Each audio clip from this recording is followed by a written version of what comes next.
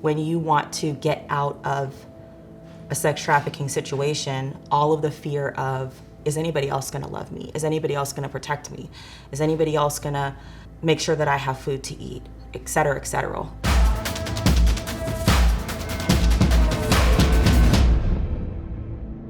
I would say some of the barriers to escaping sex trafficking would be the same vulnerabilities that brought the person into victimization.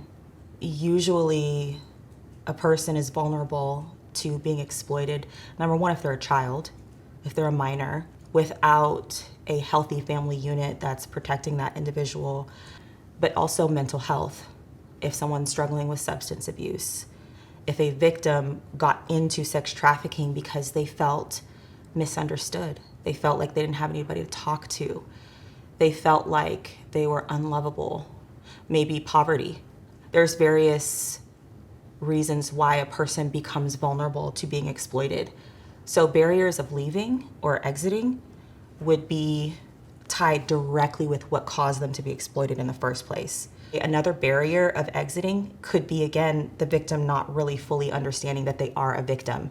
In my personal story, I've had multiple traffickers over the course of my life, and for me, there was a normalization of exploitation. It had just always happened ever since I was essentially a baby. So to leave is like, I'd always been raped, I'd always been exploited, I'd experienced so much sexual trauma, I just thought, this is just normal. The obvious barriers are the logistical barriers. Like, I don't have credit, I don't have a place to live. Like, those are easy to recognize for anyone. I think the hardest is kind of, I tend to call it vision. A very narrow vision of your worth and your opportunities and what your future is going to look like. Because if you've been trafficked for 4 years, you are adopting the vision of whatever the trafficker wants you to see. And typically what that's going to look like is, I need you, the trafficker. I can't do anything without you. I'm worthless.